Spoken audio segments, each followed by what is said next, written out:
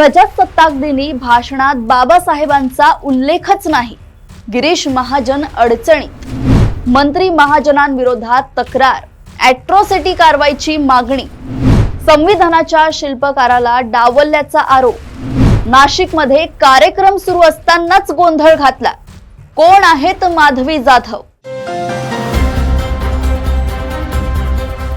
प्रजासत्ताक दिनाच्या कार्यक्रमात संविधानाच्या शिल्पकार डॉक्टर बाबासाहेब आंबेडकर यांचा उल्लेख न झाल्याने नाशिकमध्ये मोठा वाद निर्माण झाला। मंत्री आणि भाजप नेते गिरीश महाजन यांच्या भाषणावर थेट आक्षेप घेत वन विभागाच्या 2 महिला अधिकाऱ्यांनी कार्यक्रमास्थळीच प्रश्न उपस्थित केले। यानंतर काही काळ गोंधळाची स्थिती निर्माण झाली। पोलिसांनी दोन्ही महिला अधिकाऱ्यांना ताब्यात घेतले तर नागरिकांनी रस्त्यावर उतरून निषेध केला।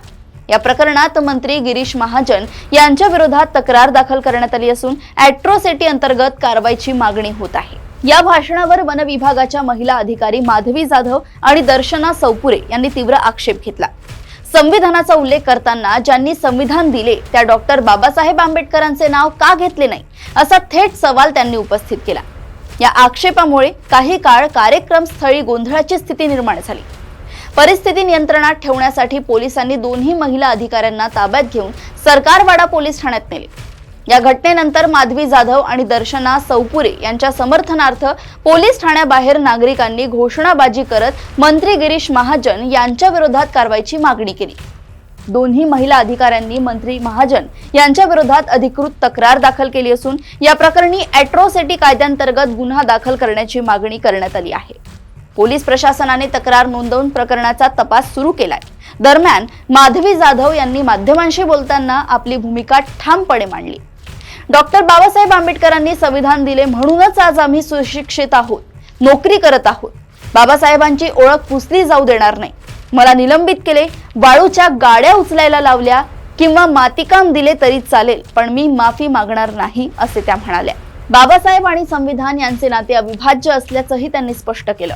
या प्रकरणावर राजकीय प्रतिक्रिया उमटू लागल्या असून वंचित बहुजन आघाडीचे नेते प्रकाश आंबेडकर यांनी माधवी जाधव यांच्याशी फोनवरून संवाद साधत त्यांना पाठिंबा दर्शवला।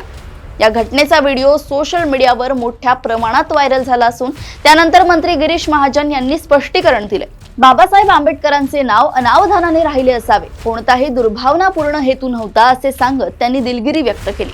सध्या हे प्रकरण संवेदनशील बनले असून पोलीस तपास, संभाव्य कायदेशीर कारवाई आणि राजकीय पडसाद याकडे सर्वांचं लक्ष लागलंय।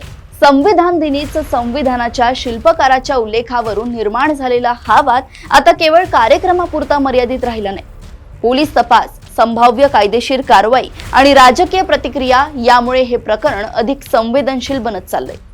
मंत्री गिरीश महाजन यांनी दिलगिरी व्यक्त केली असली तरी महिला अधिकाऱ्यांची ठाम भूमिका आणि सामाजिक संघटनांचा पाठिंबा पाहता हा मुद्दा आणखी पेटण्याची शक्यता नाकारता येत नाही। आता पुढील कारवाईकडे आणि प्रशासनाच्या भूमिकेकडे सर्वांचं लक्ष लागलंय। अशाच घडामोडी व अपडेट्स मी ऐश्वर्या आपल्यापर्यंत घेऊन येत राहील। तोपर्यंत बघत रहा देशोन्नती। नमस्कार।